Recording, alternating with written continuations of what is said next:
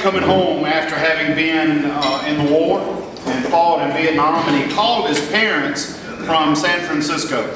He called his parents from San Francisco and he said, "Mom and Dad, I'm coming home, but I have a favor to ask you." He says, I have a friend that I'd like to bring home with me." And immediately Mom and Dad were so excited. Well, they said, "Sure, son, come on, bring your friend. We'd love to have him. We'd love to meet him." And the son kind of continued. He said, "Well, Mom and Dad, I got to tell you something. There's something that you should know.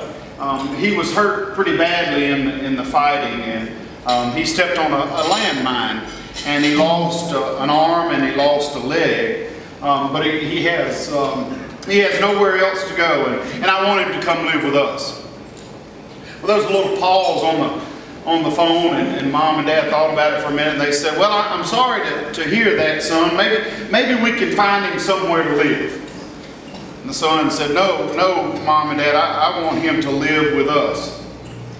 The father said, "Well, now, son, hold on a minute now. You don't really know what you're asking. You haven't thought about this. Someone with such a handicap would be a terrible burden to us. We have our own lives to live, and we can't let something like that interfere with our lives. I think you should just come on home and forget about your friend. He'll certainly find his own way and be able to live on his own." The story was that the son immediately hung up the phone, and the parents heard nothing else from him. A few days later, though, they received a phone call from the San Francisco police. Their son had died from falling off of a building. The police believed it was suicide. So the parents, as saddened as they were, got on an airplane and flew to San Francisco, and they were taken to the morgue to identify the body of their son. And they recognized him, but to their horror, they also discovered something that they didn't know. That their son had only one arm and one leg.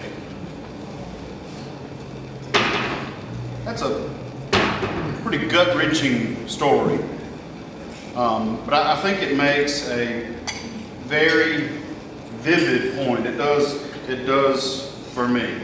The parents in this story, really, they're not unlike many of us. I have preached and tried to lead by example from the pulpit at Lewis Memorial Church about getting dirty, about getting involved. This community did not know me. They didn't know my wife. They didn't know our children. But yet they accepted us. They opened us. You opened your arms and received us, have loved us, and we have been able to love you back. But there are so many in our community. There are so many in this county that need us to reach out, to make a difference, to get involved in their lives and stay involved in their lives. And that's what I want to challenge you to do.